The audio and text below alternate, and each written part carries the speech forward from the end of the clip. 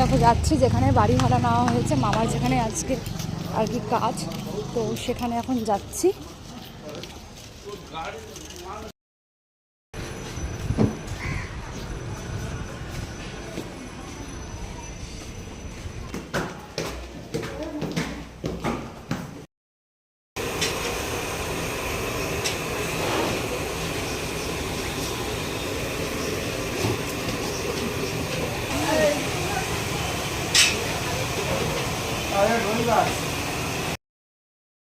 দেখো এটা কিন্তু আমার ভাগনা হয়, ঠিক আছে?